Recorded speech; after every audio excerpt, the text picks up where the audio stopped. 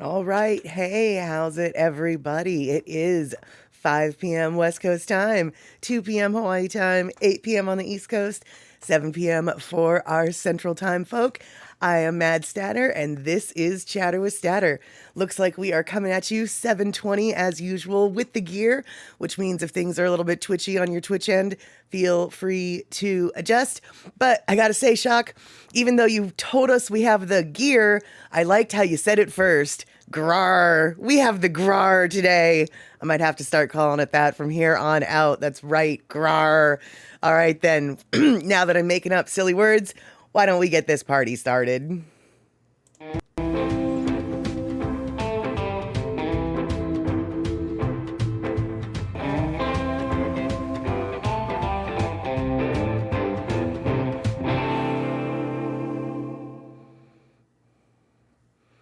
All right, we are back. Now let's see if we can turn on the background music and start hanging out.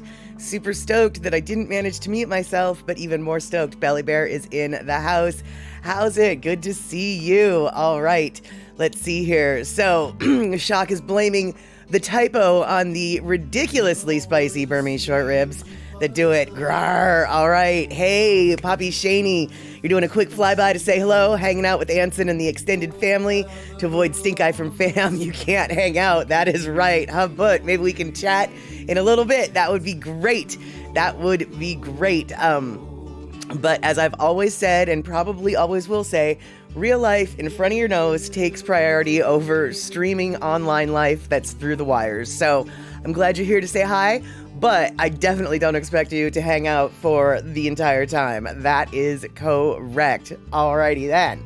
So now last week, let's see.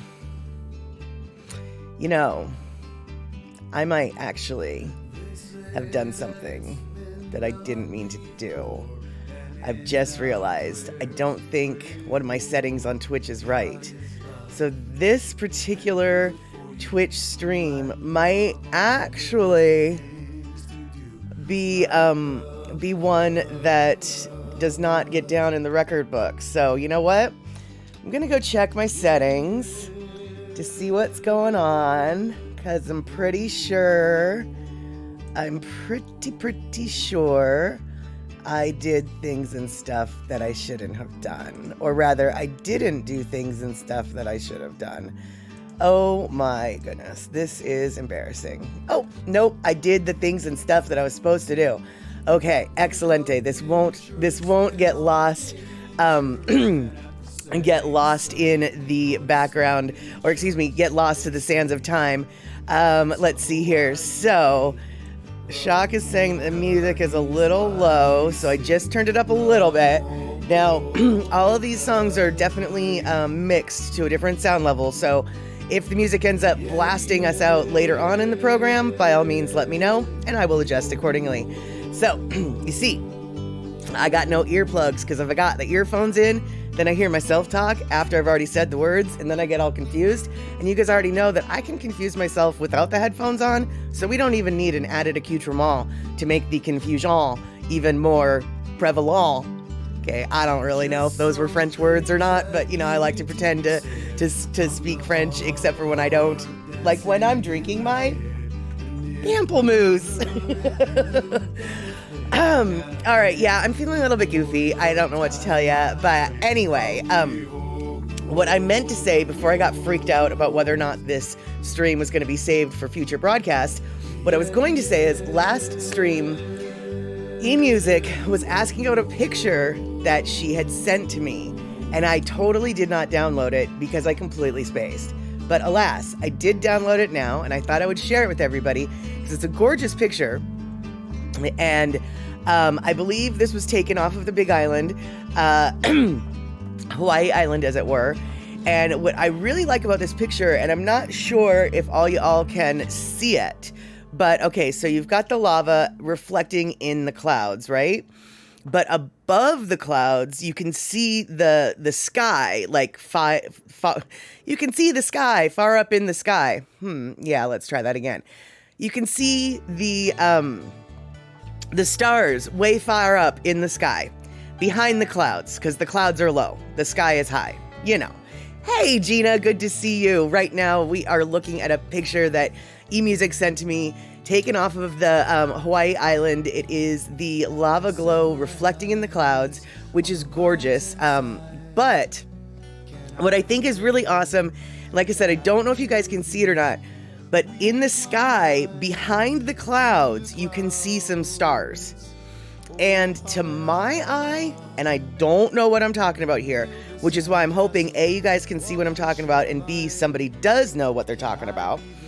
But to me, it looks like it's 3 stars in a row, just like Orion's belt. And so I'm going out on a limb and saying that the constellation that was behind those clouds was Orion.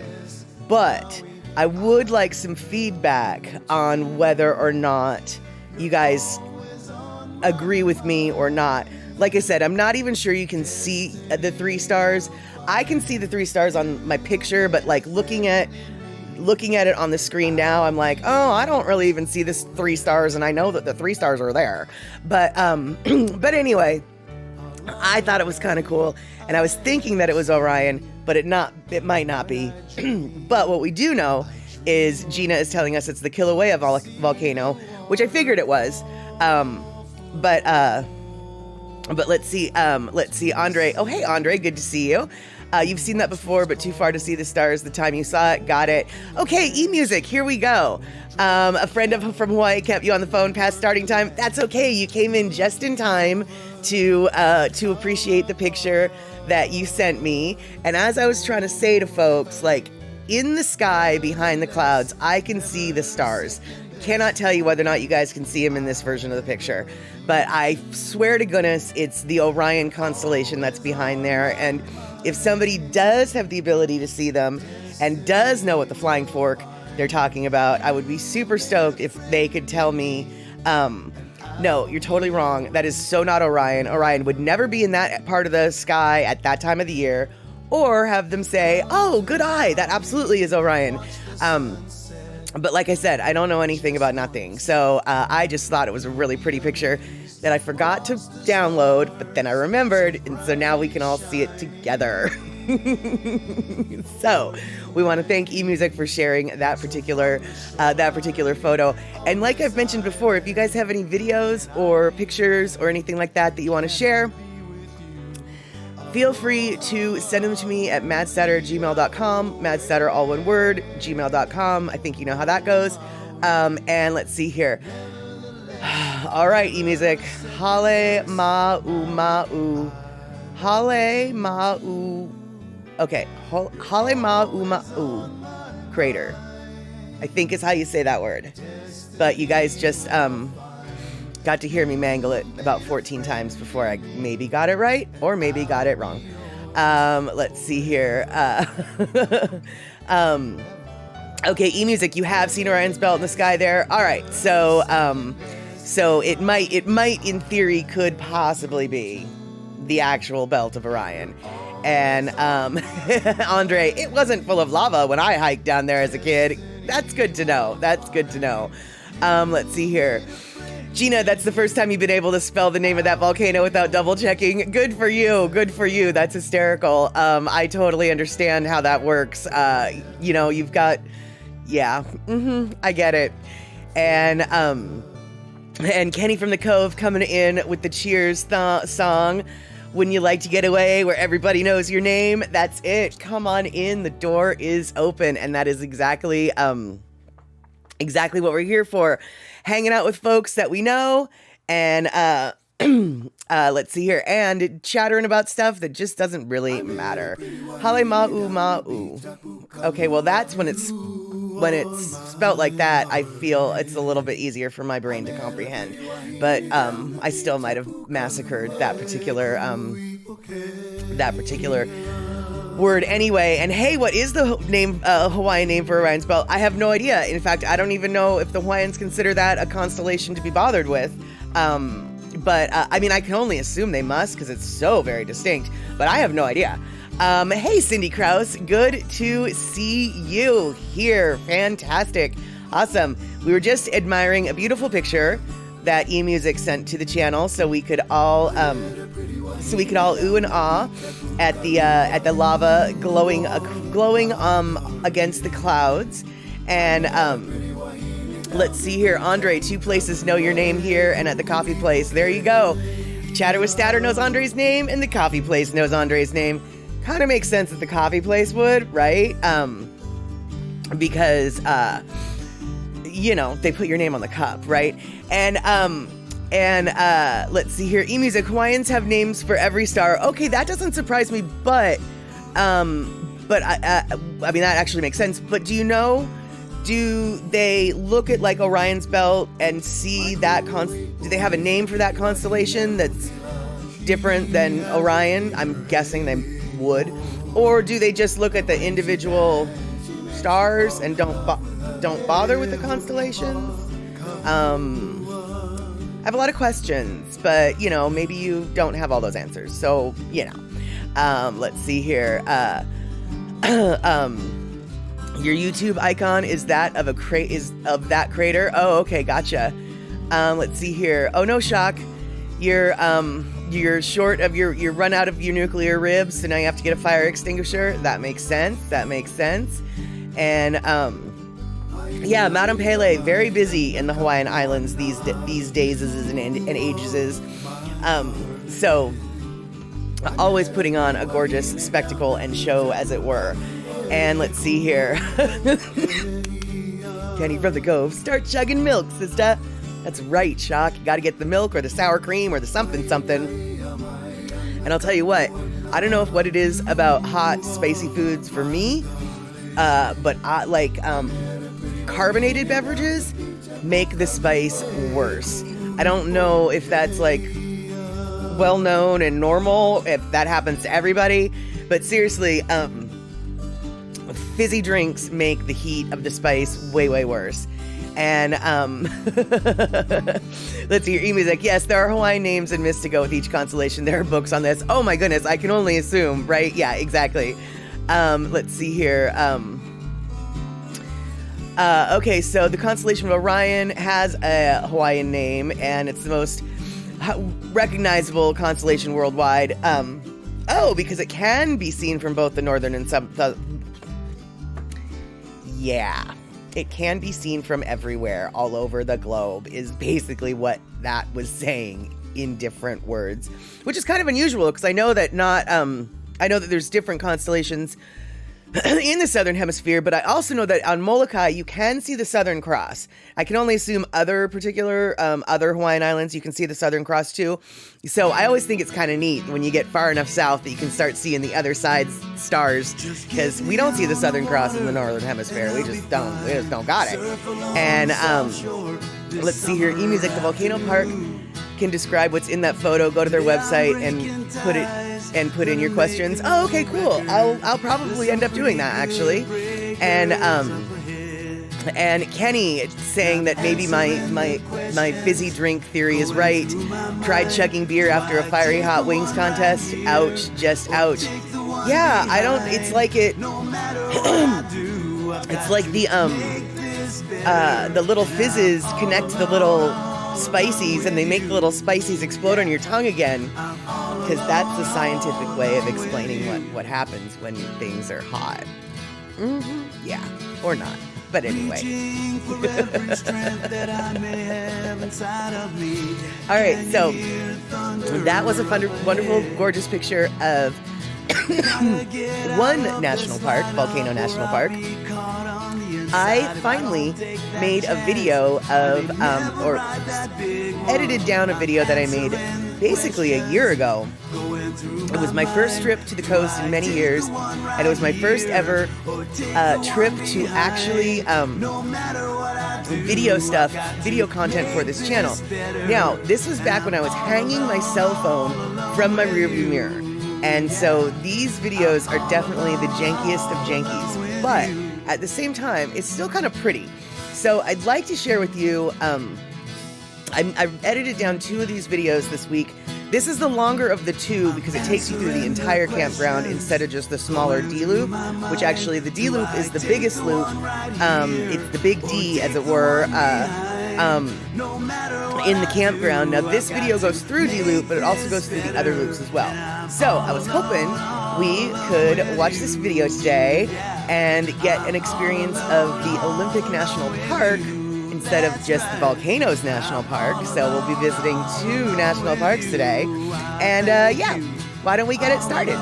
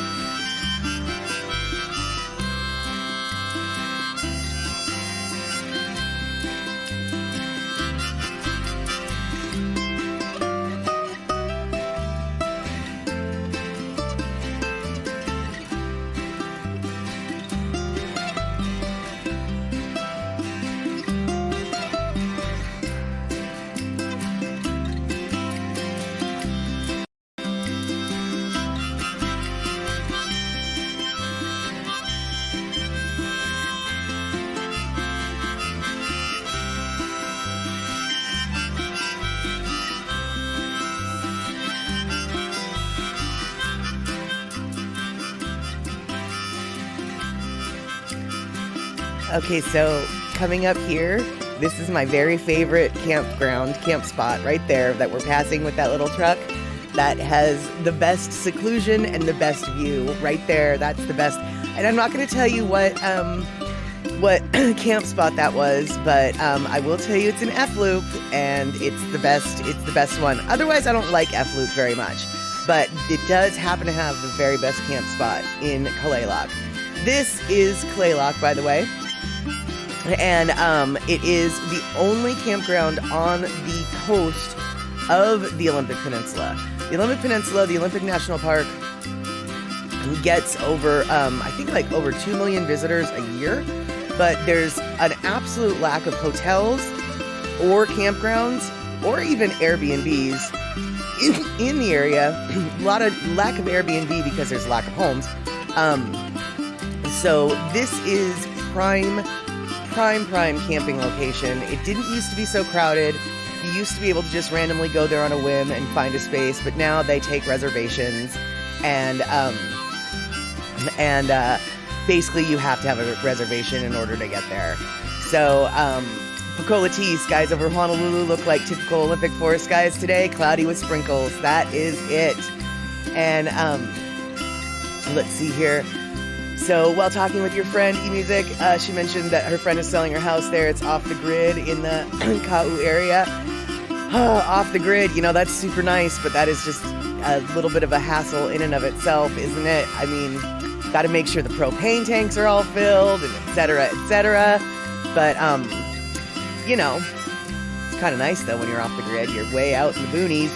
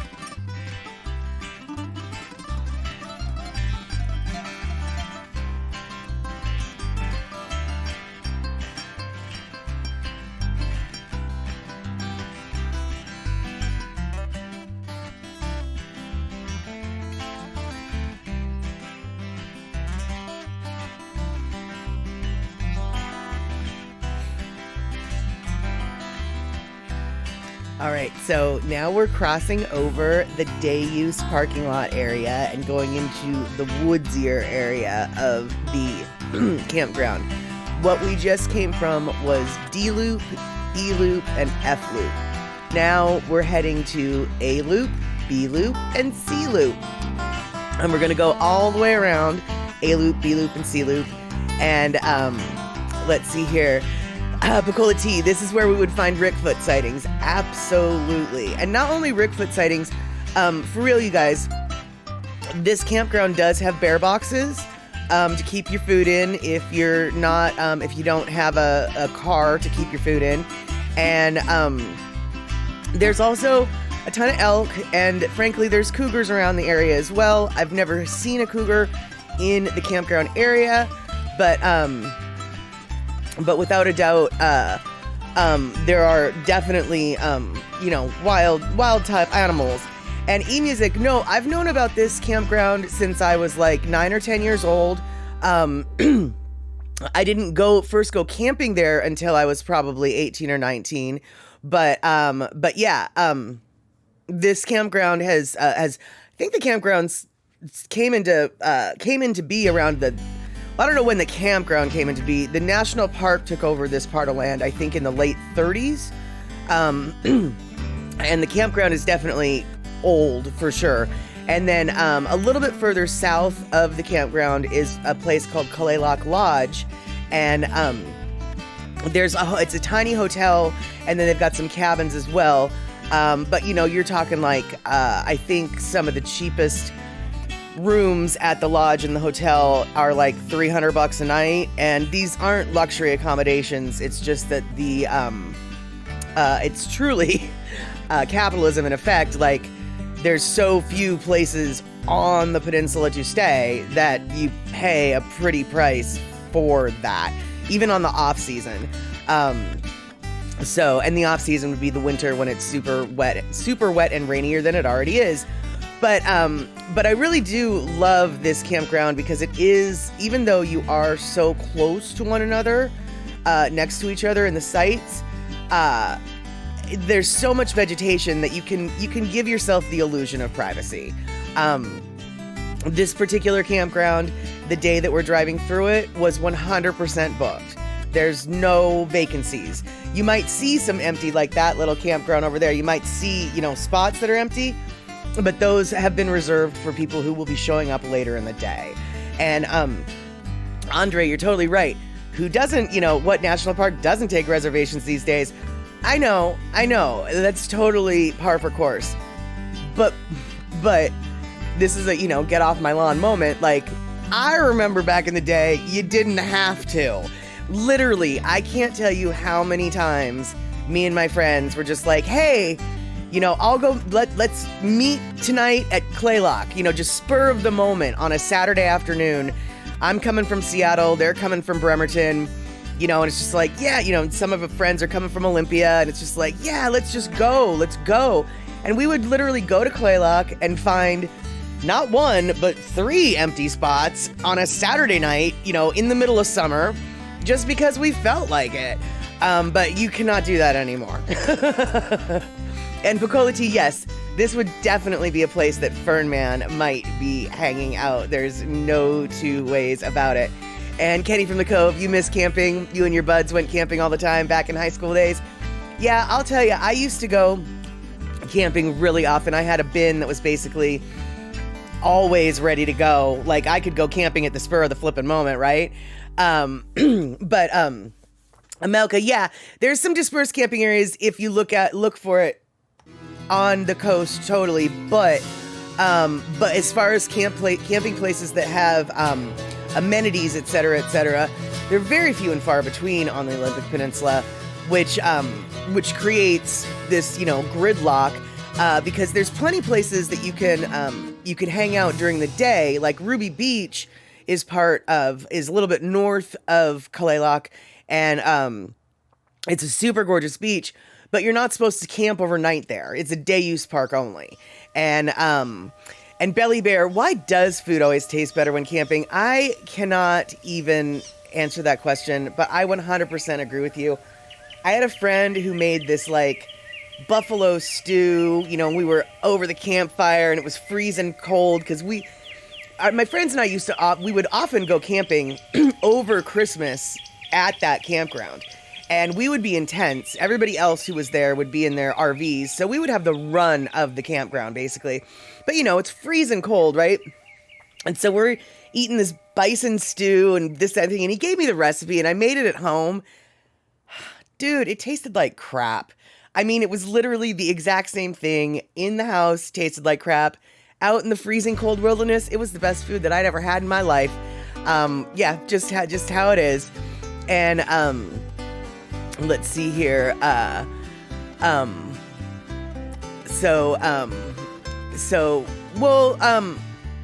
Andre, actually, I mean, first off, you're right. A lot of the state parks and the national parks have the reservation system, but honestly, though, the reservation system came in place in Washington way before the incredible people without houses situation came to be, and besides that, not a lot of homeless people are out on the Olympic Peninsula.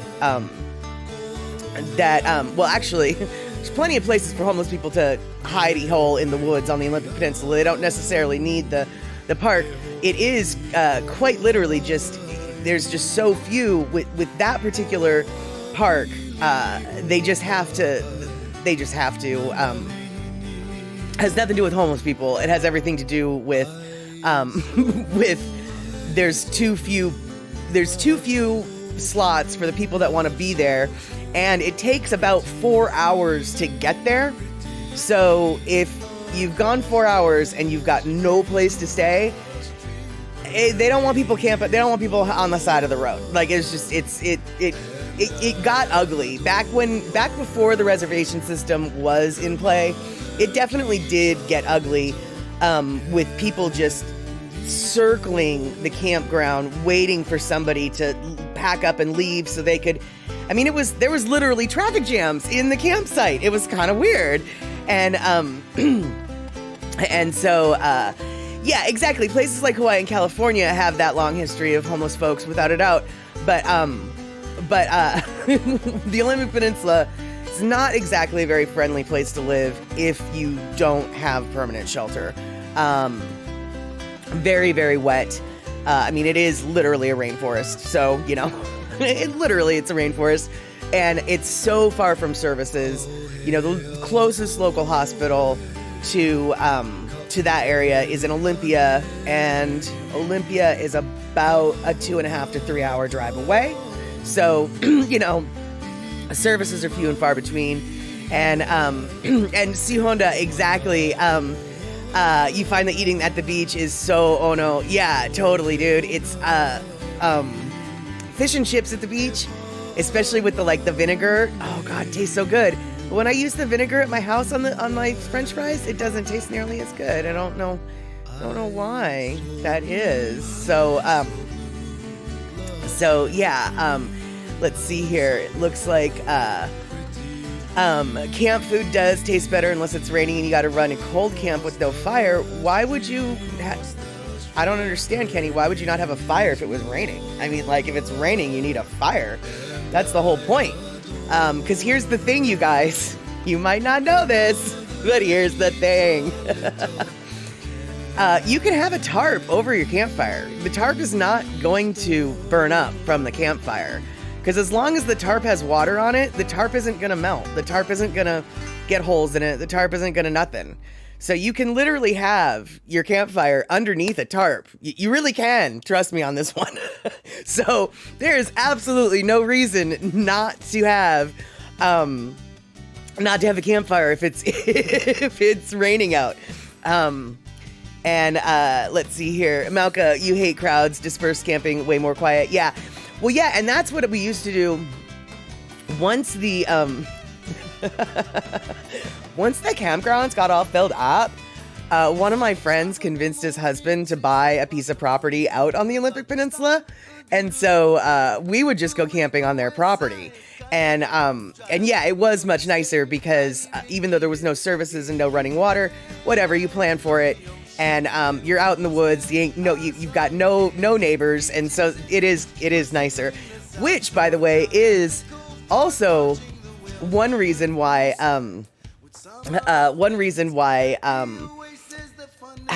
homeless people in the Olympic Peninsula, they actually don't really need the campgrounds to hang out in, because there are so many little dirt roads off of the highway, and some of these dirt roads, literally, like, if you go up them, you will see little homesteads. And some of these dirt roads have hundreds of people that live up in the woods, in their little cabins built from whatever. And so actually, you don't really need the campgrounds, because there are plenty hidey holes that you can go set up camp in off that road. And let's see here. Kenny from the Cove, spur of the moment camping didn't always leave time to scrounge a tarp. See? And that's the difference between Texas camping and rainforest camping. What do you mean it's no time to scrounge a tarp? You got yourself a tarp in your car. You got yourself a tarp in the truck. You got yourself a tarp. If you don't got a tarp in your car right now in Western Washington, you ain't from Western Washington. You always got a tarp. There's no need to scrounge a tarp. I've got 3 different sized tarps in my car right now.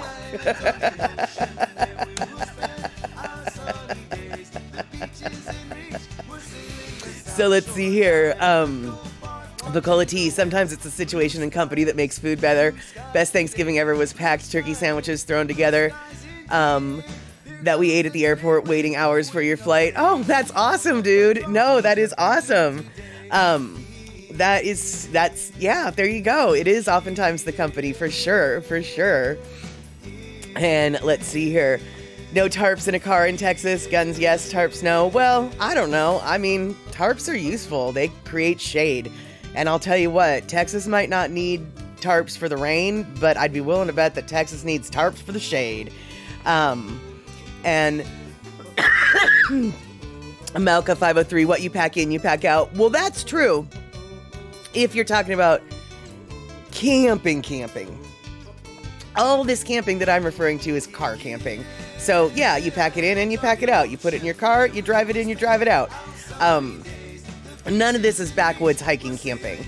That takes a little bit more than spur of the moment planning in regards to meeting up with folks, etc. But yeah, when it comes to car camping, there's plenty there's plenty places that you can go car camping that aren't really legit camping spots. And see, Kenny knows. He carries a truck, or not a truck, he carries a gun and a tarp in his truck. Why? Because he might need shade one day. Gall dung it.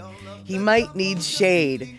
And yeah, exactly, Andre. Lots of camping in the Southern California deserts, probably, but they still would need shade, in my opinion. I would, that's for sure.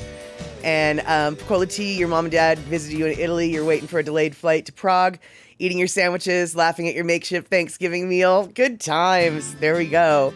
Belly Bear, you have blankets in your SUV, no tarp, but you have umbrellas. Well, you see, we don't use umbrellas up here in the Pacific Northwest. Umbrellas are verboten. I don't know why. It's a cultural thing, I guess. I cannot answer the origins of it, but Piccola T can verify. I mean, she mentioned it earlier. You don't use an umbrella in the Pacific Northwest. You just don't.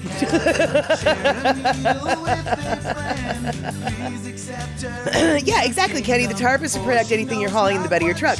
Totally, but you still have a tarp. See, you still had a tarp. And, beach umbrellas. Well, I'll tell you right now, Belly Bear, we don't spend a lot of time at the beach without a sweater because it's flippin' cold. So, but you're right. Beach umbrellas sound that the beach umbrella does sound like a good plan. And no, we don't use a sun umbrella in Washington. I've literally never seen anybody on the beach in Washington with a sun umbrella because, yeah.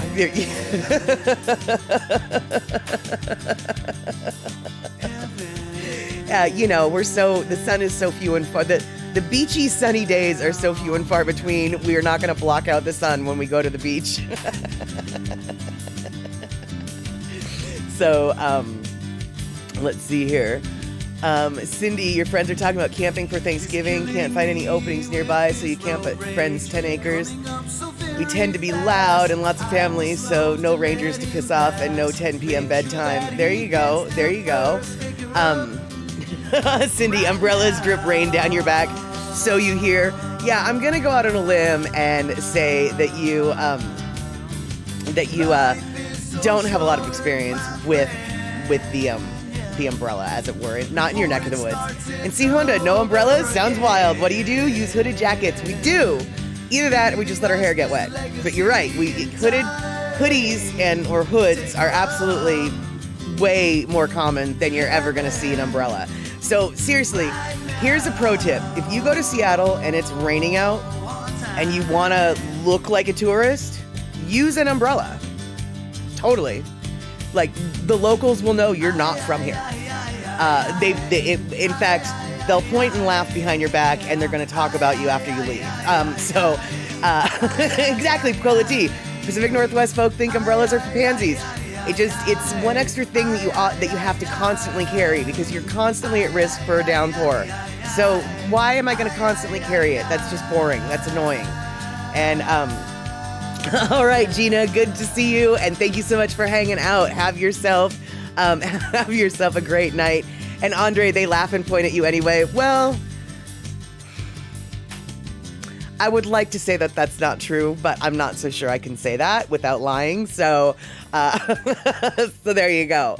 And Cindy in Hawaii, you just run between cover. Yeah, well, and actually that brings up a good point. Part of the reason why people in the Pacific Northwest don't use an umbrella is because we don't get the same rain usually that places like Hawaii has, or even Texas. We don't get these huge, massive drops of rain that literally will soak you to your skin the minute they hit you. We have a lot of mist. We have a lot of spit, a lot of sprinkle, however you want to describe it. So it's just like light rain. So it's like you almost don't realize you're getting wet until you're like soaking. Because, it's not the same thing as a heavy downpour. And so, so that's just, I don't know, that we just don't use them because it doesn't seem like you need it. And once you do need it, you're already soaked anyway, so why put it up? And let's see here. So no umbrellas, but what is acceptable with Pacific Northwest regarding other rain gear? Well, yeah, exactly, Cola T, Gore-Tex. Yeah, I mean, if there's one thing that the grunge era of fashion should have told everybody about the Pacific Northwest, layering is key. And so, you're gonna always want to make sure you've got a hoodie sweatshirt, and then you're gonna want some sort of rainproof overshell.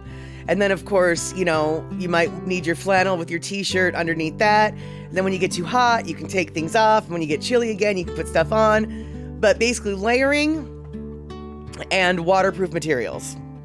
Fleece is a good thing when it gets super cold, but fleece is a little bit too hot during the fall months, but during the winter, fleece is acceptable. And right, exactly, Kenny. A lot of times when it rains in Texas, it's like a bucket was full and then the bottom fell out. Right, exactly. Just like in Hawaii, just like in Washington, D.C. In fact, when I went to college in Olympia, which is in the Pacific Northwest, many, many people from out of state said the same thing. They were like, it doesn't really ever rain in Washington. It is drizzly. It kind of thinks about raining. It's always cloudy, but they're just like, it never really rains the way rain rains in my neck of the woods, and it's, like Kenny was saying, in a lot of places, when it rains, it's like a bucket, whereas here it's not. And so you don't need the umbrella because by the time you realize you're all wet, it's just been, in the, like, the water is just in the air, man. And you're all of a sudden you're like, wow, I'm soaking. That sucks. No wonder I'm kind of cold. But by the time you realize you're wet, you're already wet. And then it took 2 hours to get that way. So yeah.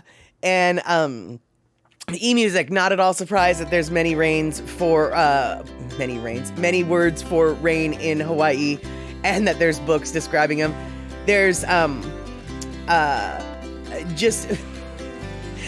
there's like about 47,000 names for different winds that come around off of just the island of Molokai.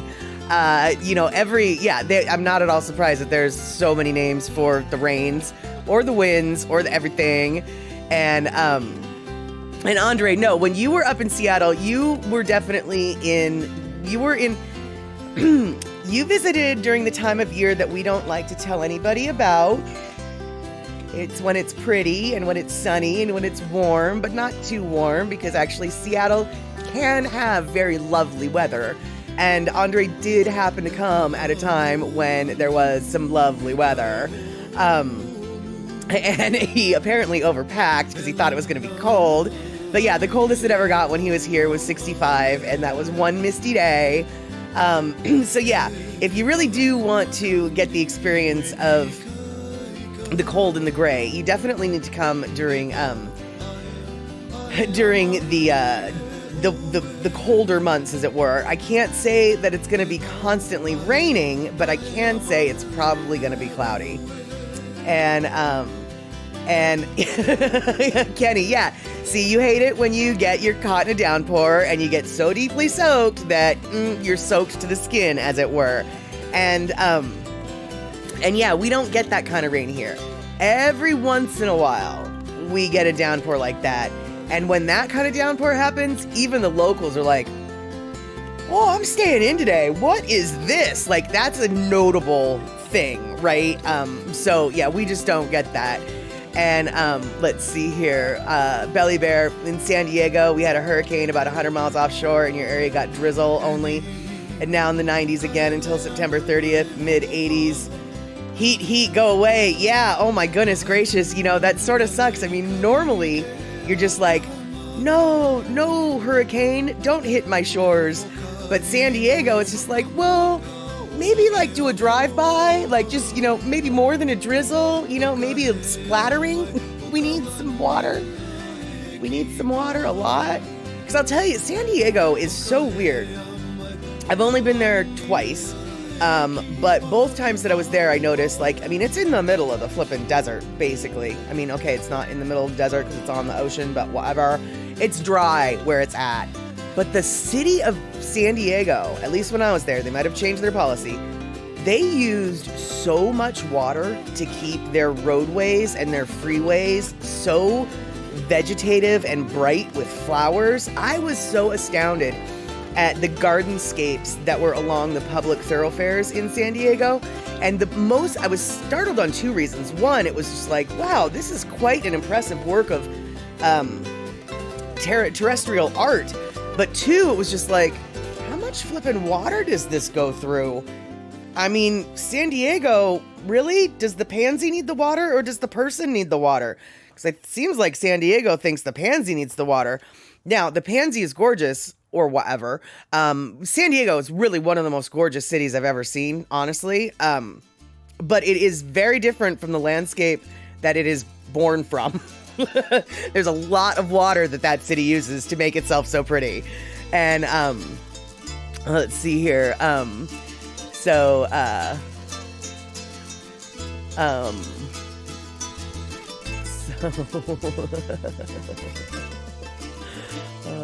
Let's see here. Okay, a whole bunch of things happened while I was babbling. And okay, we're talking about Lono, etc. and rain snow. There we go. Let's see here. Hey, Anne, good to see you. All right, so eMusic coming down with some knowledge. Hilo rain equals ka noe lehua. Ka noe lehua? Once again, fairly certain I said that wrong, but it sort of sounded right to me, so we'll just assume it was right. Yeah.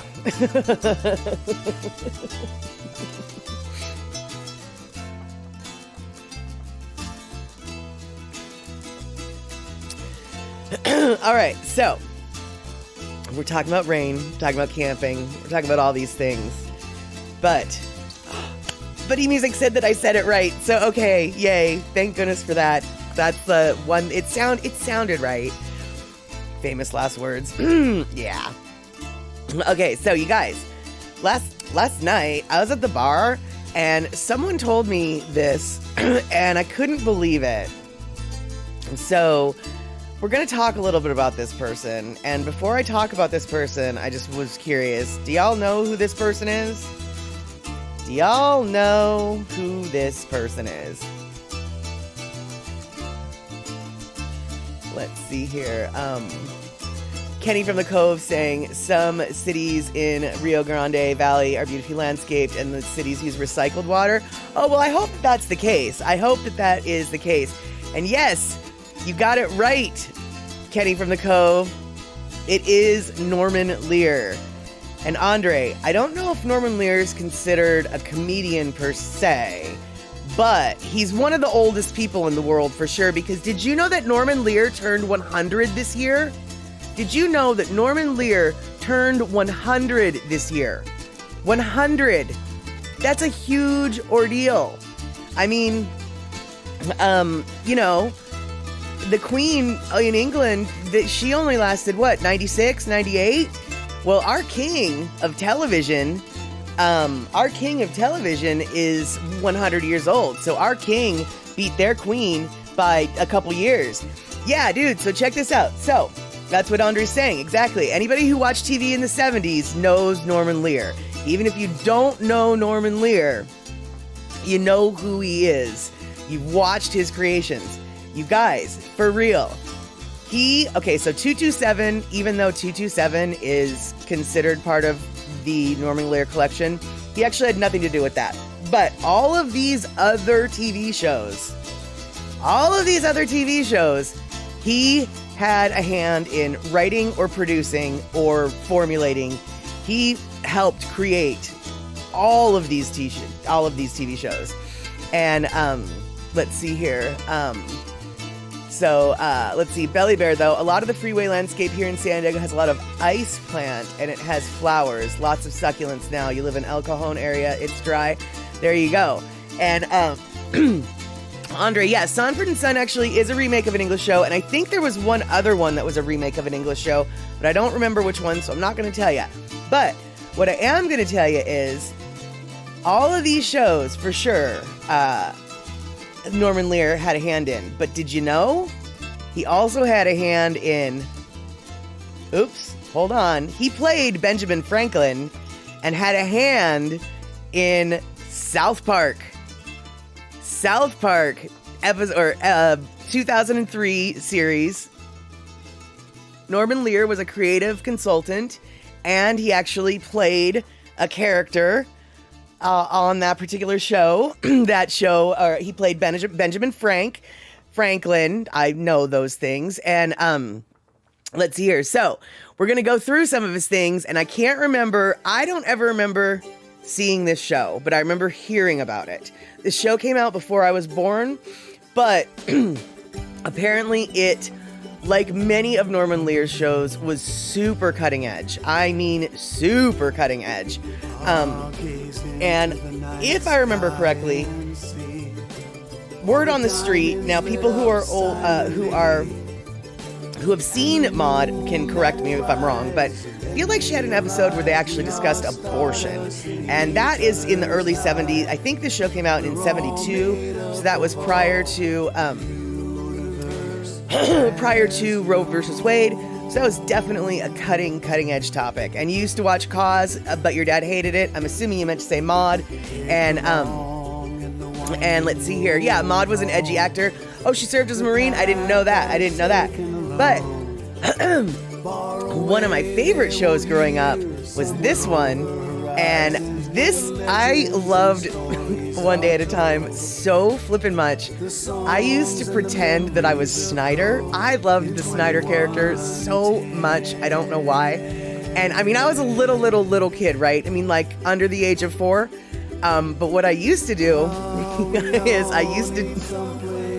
when my mom's bras were drying, I would take them and I would put them on backwards and I would pretend it was a vest. And then I would pretend I was Schneider. And so whenever I wore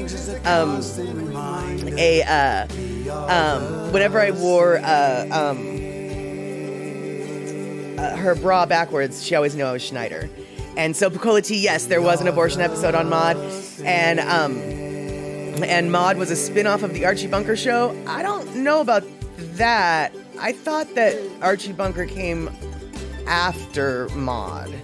But let's talk about Archie Bunker. Yep, that's right. All in the Family, and the iconic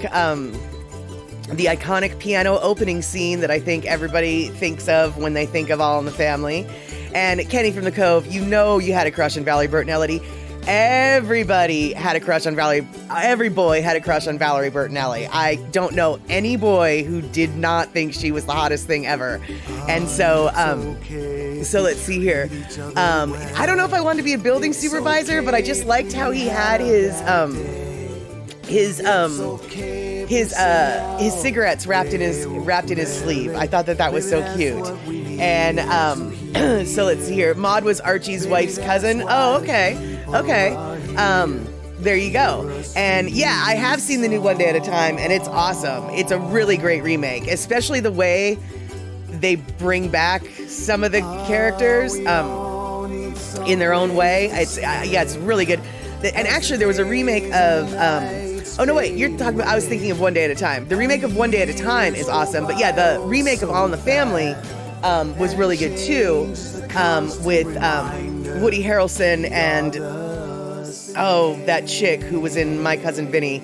They did I think that it was a really good remake. That was a really testy thing to do, like to touch the classics like that, but it was done really, really well.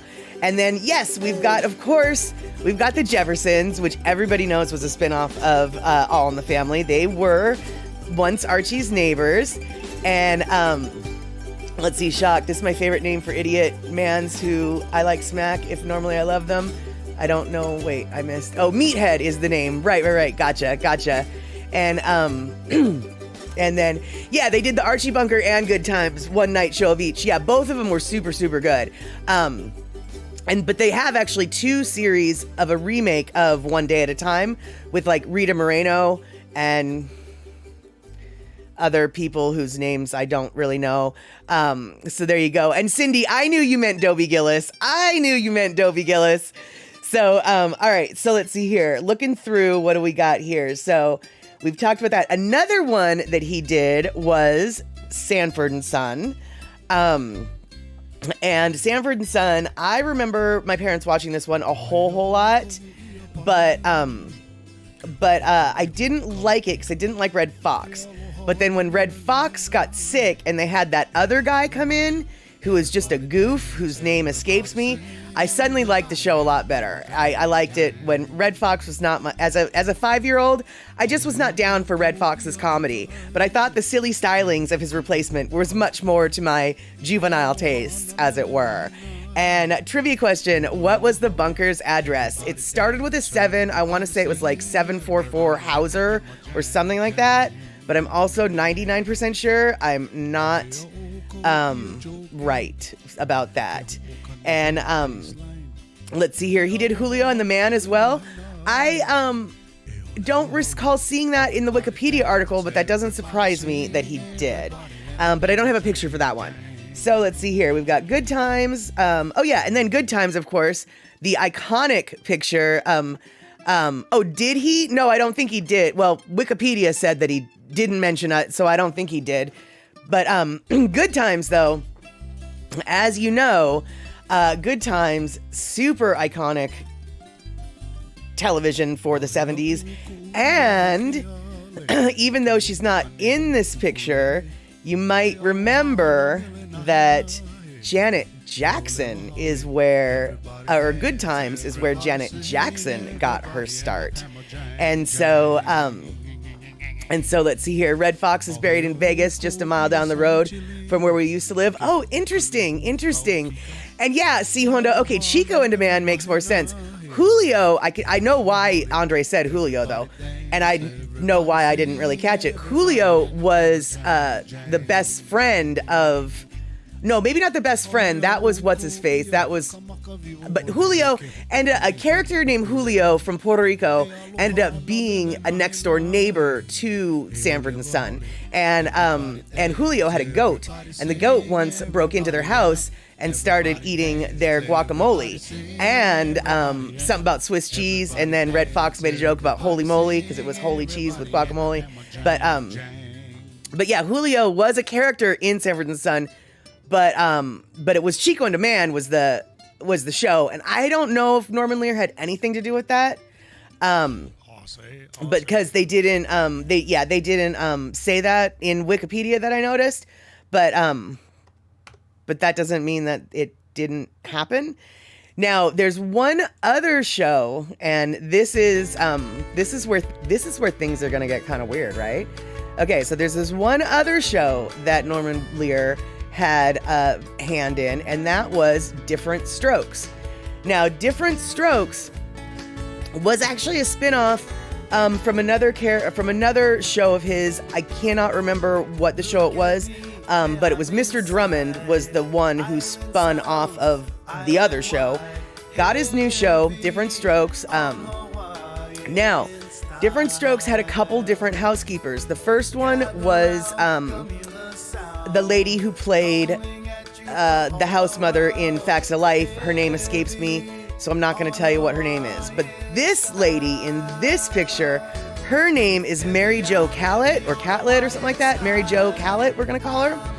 Now, Mary Jo happened to be in a Edna Garrett. There we go. That's the Edna Garrett. Her character then went on to be on Facts of Life. Charlotte Rae, thank you. I knew that Edna Garrett was not the actress's name. Charlotte Rae was the original housekeeper for Different Strokes. They went through a couple. They ended up in the final seasons with Mary Jo. Mary Jo is a very talented actress who's had a long career in television, film, and stage. And in 2003, she was one of the main characters in a play called Soulmates. It's a rock opera by a lady named Patricia Watson, and she brought that particular production to Maui to bring to fruition. Now, this is where it's getting weird, you guys. Another person had a very significant role in this particular production. You might recognize who that person is. And if you don't recognize who that person is, well, then why don't we just watch a little something like this?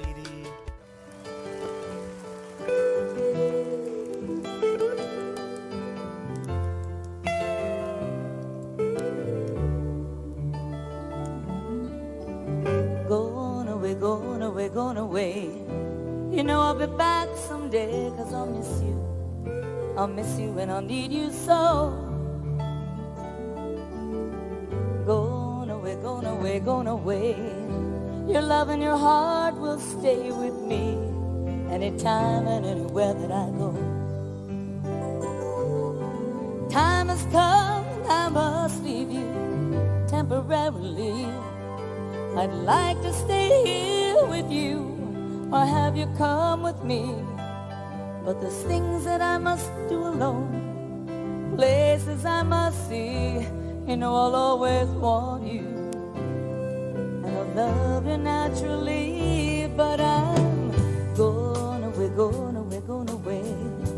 You know I'll be back someday, 'cause I'll miss you and I'll need you so. Yeah, gone away, gone away, gone away.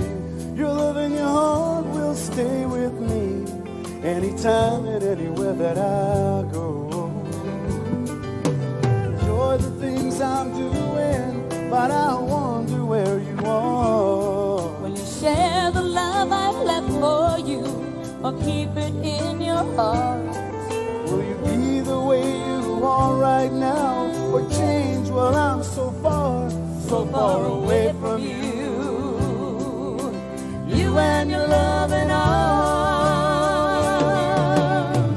Gone away, gone away, gone away. But we'll be back someday, 'cause I'll miss you. I'll miss you and I'll need you so. Yeah. Gone away, far away, far away. Your love and your heart will stay with me, anytime and anywhere, anytime and anywhere that I go.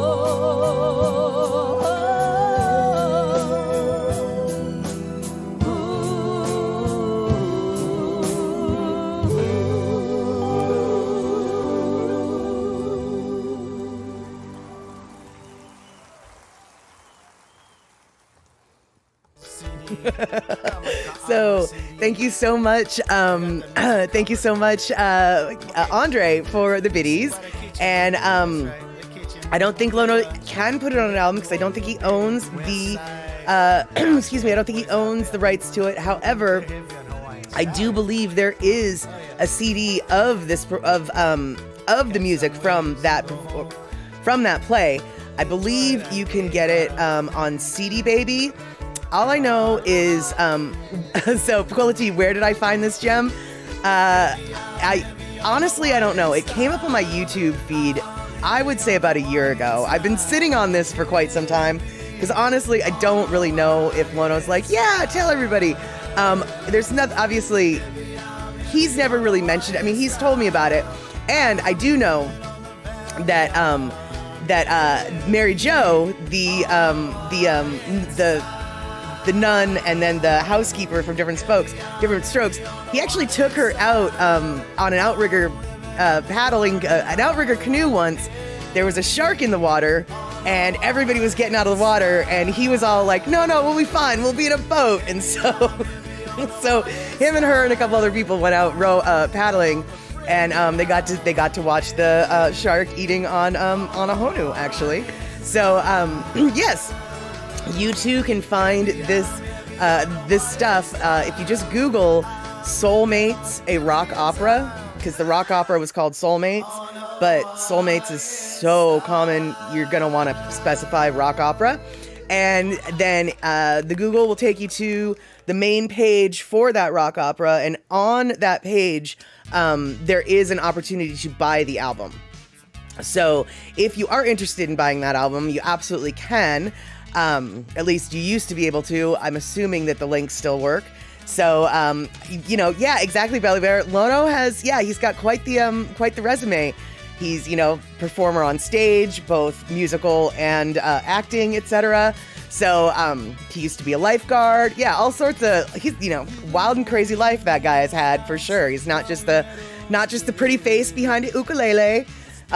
He's done some things and stuff, as it were. And so, C. Honda, thank you so much for the biddies. And Andre, thank you so much. And let's see here. Kenny, it would be cool if I could get that rock opera on DVD for movie night. Kenny, I'm writing this down. I don't know if I can. I don't even know if it is on DVD. But I'm gonna go on a hunt, because you're right, that would be good for movie night. And let's see here. Andre, hey, talk about buying things. You bought 3 things of soda wax and it smells nice and works good. Excellent. Oh my God, that's so awesome. Yeah, I only bought 2 different flavors of soda wax. I didn't like one of the scents because it was too sweet, but the coconut lime, I swear to God, it smells like key lime pie. And I feel like it works really good too. Not quite as good as Lumi, but honestly, nobody needs to go 3 days without taking a shower, so it works good enough for me. I'm curious though, Andre, now what keep wanting to call them flavors. What flavors did you get? What scents did you get? And and Kenny, I knew what you meant by instead of not Rock. I knew what you meant. But yeah, Andre, what flavors did you get? Because that's super awesome. And if I see Tony, the guy who owns this, who makes them, I'll let him know that he's got another little good review. And oh my goodness, we have got so much hearts coming from Cindy Krause. Let's see here. All right, so I'm gonna say thanks so much for all the bits, Cindy. I don't know how many bits it were. Okay, you got the barber one, and then one with an owl, and the other one you forget. The barber one, according to Tony, smells the most like baby powder. The Naughty Buoy, which is the one that I thought I would like, that I don't, I think that smells like baby powder. And he was like, oh no, dude, the barbershop one is what it smells like, baby powder. So, and then the owl one, that one I think is probably the one that's got lavender and ylang-ylang or whatever in it. I haven't smelled that one yet. I've been curious about that one. And then the other one you forget. Well, I'll tell you, if you want to smell like a key lime pie, Soda Wax brand, lime and coconut deodorant will make your under armpits smell like key lime pies for days on end. And let's see here. Andre, you tried to get Lumi, but they were sold out and did not have male scents. Actually, the Lumi does have some male scents. There's what am I saying? The bay rum is very masculine, but also the sandalwood citrus is very masculine. Sandalwood citrus is very reminiscent of Old Spice. But it is so hard to choose the smells when you can't smell them, you know? And so, let's see here. You tried to find bay rum, but no luck. Oh, bummer. Yeah, no, the bay rum smells really good. I really like it. Shuck, which one sounds nauseating? Because we just went through a whole bunch of different smells. The key lime pie, or the ylang-ylang, which I don't even know if that's how you say it, or the sandalwood citrus, which the sandalwood citrus is actually my favorite smell from Lumi. But the tangerine one's kind of nice too. And the key lime, yeah, got it. Well, first off, it's not key lime, it's lime and coconut, but it does, yeah, it smells like key lime pie. And that's what I've got on my under armpits right now, and I love them. I love my little pie pits, as it were. You hate scents that you can't ignore. Well, it's not like you can, I don't know how many feet away you can smell my under armpits. Hopefully not that many. Hopefully you wouldn't really smell it at all. I mean, unless you put your nose in them. And let's see here. Kenny from the Cove, as a small kid, after getting your hair cut, the barber would shave the back of your neck and put bay rum in it. Yeah, I didn't know what bay rum was. It wasn't until Andre was just like, it's not a drunken person on the beach, you idiot. It's a flippin' herb. Okay, those were not even his words. Those were like the opposite of his words. He was really nice about it. But the reality was, I was all describing it as being a drunkard on the beach, and he's just like, no, it's a leaf. I've been to where they grow them. It's a leaf. It's off of the bay tree. It's a different variety of a bay leaf. Okay. That smells good, though. It smells good. And right, yeah, exactly, Andre. I went to a bay rum plantation. I know what bay rum is. They had a lot of pink peony scent at Lumi.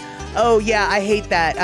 All of their flower scents are disgusting. They've sent me quite a few samples that I didn't order, and it's just like, yeah, there's a reason why I didn't order this pink one. It is so disgusting. So, Belly Bear, no deodorant scents for you. You don't want to clash with your perfume or scented oil. No, that makes sense actually. And I used to only use unscented deodorant for similar reasons, but Soda Wax and Lumi both do have unscented varieties. So they do actually cater to those who don't like who don't like stinky pits, but they also don't like smelly pits, as it were. And so, yeah, they have the unscented Soda Wax. I haven't used that one yet. I have used the Lumi's unscented, and Lumi unscented is just fine. And yeah, Kenny from the Cove, the Bay rum does make you smell like an adult. I can totally see that. And so, for those of you who, for the dudes out there who are like, I would like to try Lumi, but their smells are a little bit on the girly side, you're totally right. A lot of them are. But there are a few that aren't, Bay rum being one of them. Andre, now you're going to order the Dr. Squatch and to see have a broad sample of natural. Awesome. Oh, cool. And I mean, could you report back? Because I'm actually very curious. Dr. Squatch has absolutely no intention of going after the female market, clearly. Whereas Lumi, their commercials are so female oriented. I understand why dudes are like, oh, well, that's for chicks. But Lumi's actually not. Like, if you watch their commercials close enough, you'll be like, oh, look, there's one guy being represented. There's one guy being represented. So I totally understand why dudes are just like, Lumi is not for dudes. No, Lumi actually can be for dudes. But yeah, I see why you're not. And, well, yeah, there's women in every Dr. Squatch ad, but the product is not at all geared towards chicks. I mean, right. They smell and steal the soap in the ads. I get it.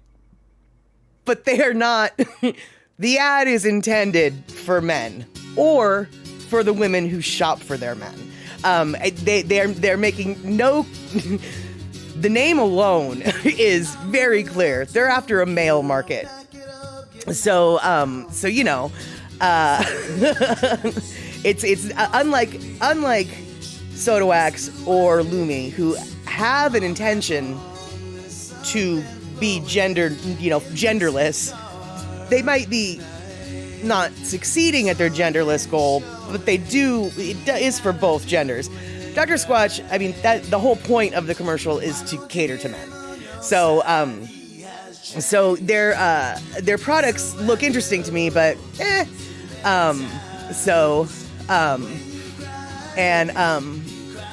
there's not one man on the Lumi site. That's interesting. There are men in the Lumi commercials. I can say that.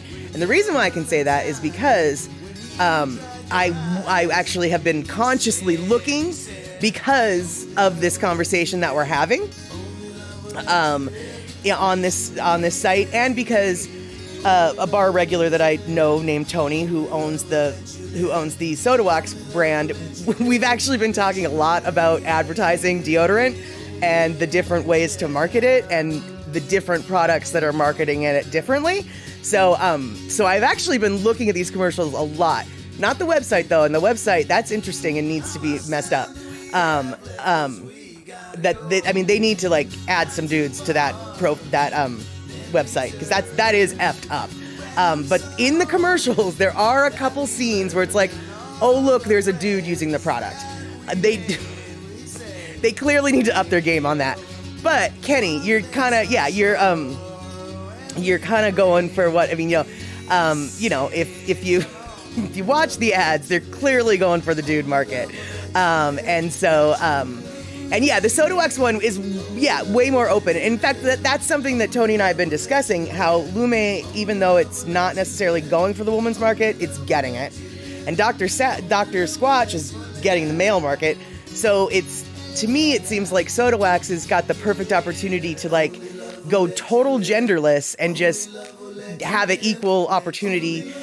Men and women are equal opportunity stinkers, for goodness sake. Right. So let's see here. All right, cool. Cindy, you got to go finish your product before dark. So hooey ho. And Belly Bear, you laugh at the poopery commercials with that English accented woman and the strange unicorn company. Honestly, yes, those both two different products. But yeah, those are hysterical. Because honestly, how do you make such an uncomfortable topic funny and lighthearted and the whole nine? Basically, because everyone's stinks, and so, and in the case of the unicorn, everyone does, does a little pile now and again, right? So, the companies that came up with those advertising slogans and campaigns basically are brilliant. But the poopery stuff, from what I understand, and I definitely haven't tried this because I live by myself, so whatever. But actually though, you don't necessarily need to get the poopery product.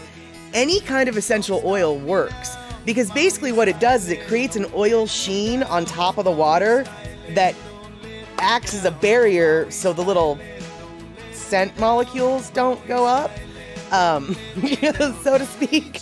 And so you don't have to go buy a special product for that. You might be able to you might have, if you've got essential oils in your house, you might already have the ability to create your own poopery, as it were. On the other hand, it was a funny commercial, so maybe go buy that. And where, what? We girls are all orderless and ookie-less. Yeah, exactly.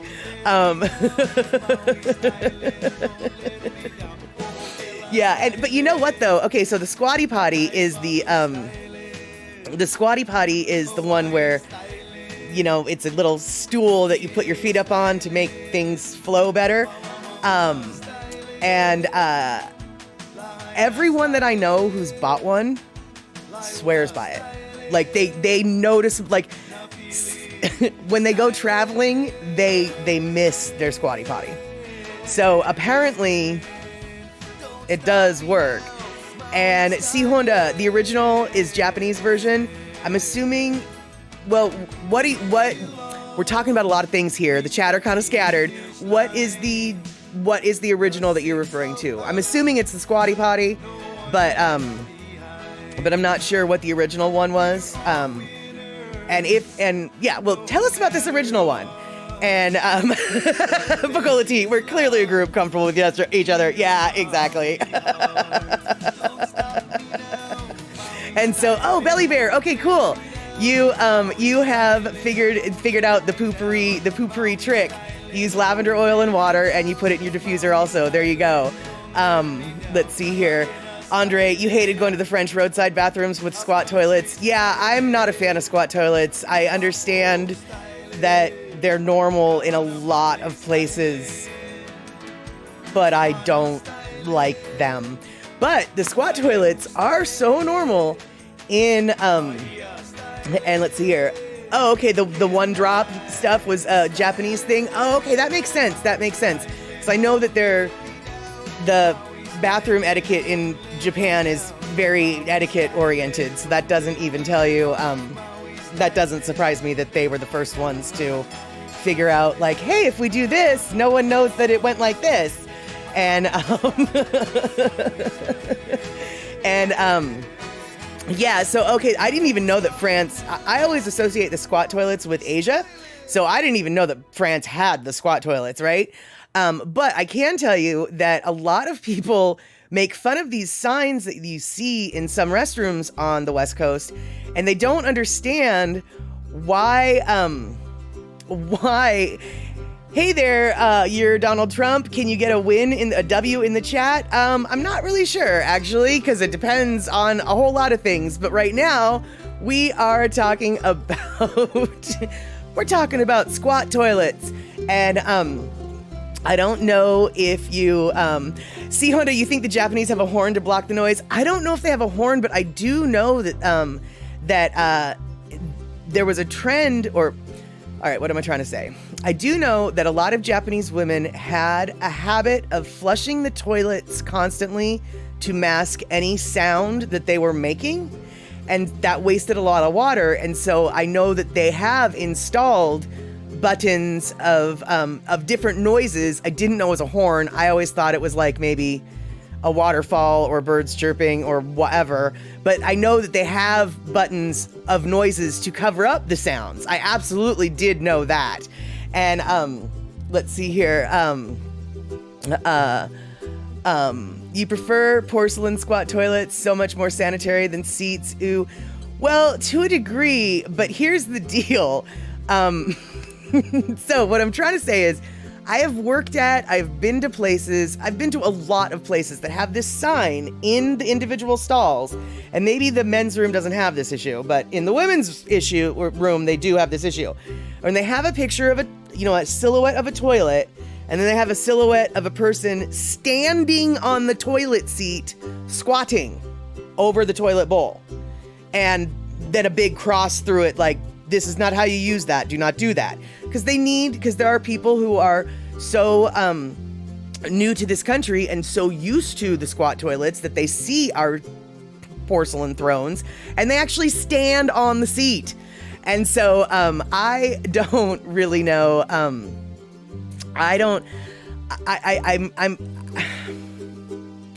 I'm really glad to sit, except for when I see that there's footprints on the seat, I guess is what I'm trying to say. And let's see here.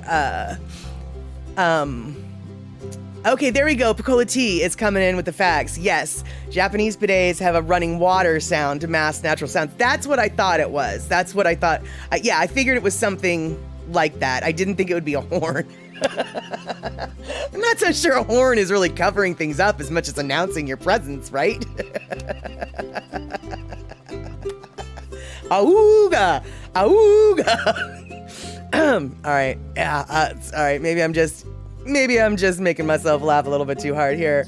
And let's see here. Let's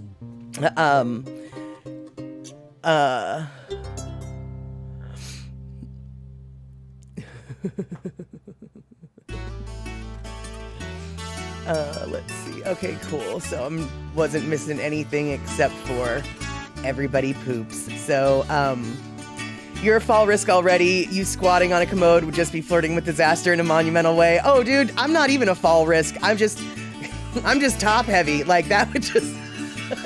Physics are not in favor of me squatting on the toilet seat, right? I mean, standing on the toilet seat and then squatting. That would just be awful. And let's see here. If you use a squat, take your pants down to the ankle, or you're going to soil your pants. Well, yeah, absolutely.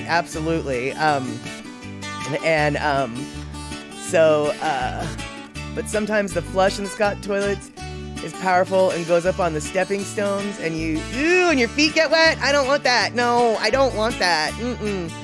No. Thank you. No, thank you. And a lot of tourists make that mistake. Well, that makes sense because a lot of people aren't used to peeing outside. I mean, because to me, the squat toilet is very similar to what I would do if I was out camping in the woods. And where la la la la la.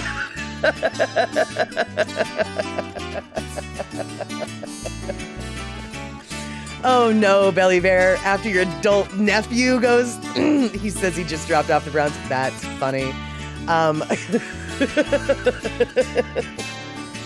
Okay, you guys. Here we go. It's getting time to maybe wind things up. Or no, wait. How about this? It's getting time to wipe things up, shall we? It's time to wipe things up. It is getting close to the bottom of the hour, as it were. So, Andre, thank you so much for the 1,000 biddies. Thank you guys so much for hanging out and being stupid goofy with everybody. I'm so glad that we got to go down memory lane. On the TV front, and I'm glad that I got to expose you to a little Lono background that may have gotten unnoticed. And oddly enough, as we've just realized, 6 degrees of Kevin Bacon, so to speak, the Norman Lear conversation actually had something to do with Lono. Very odd, very odd. Yes, exactly it. E-music. We're getting to the bottom of the things here. And Kenny from the Cove, this chat really went to yep.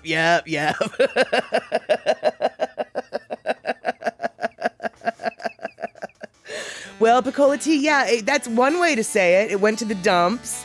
Another way could say it went to the shirts, as it were, sort of. Only, yeah, actually, that one time, I don't know if you guys remember, but you know how Andy Bumatai has a no swearing rule on his channel, of course. And so my flying fingers were typing a message about a shirt. I was typing a message about a shirt. I made a message about a shirt, but my finger did not hit the R. So, of course, what did Andy have to do? He had to broadcast it for all the internet to see. That is right. So it went from the pits to the shirts. From the pits to the shirts. Exactly. We went from smelling good to stinking it up. That is exactly it. And that is how the chatter scatters sometimes. Okay, you guys. I think we're gonna wipe it up. And I'm gonna see you on Wednesday at 5 p.m. West Coast time, where we will talk about who knows what. Because we talk about all the stuff as can be witnessed today. Right. Okay, so thanks for hanging out. I'll see you in a couple days. Until then, take care, everybody. Have a good one.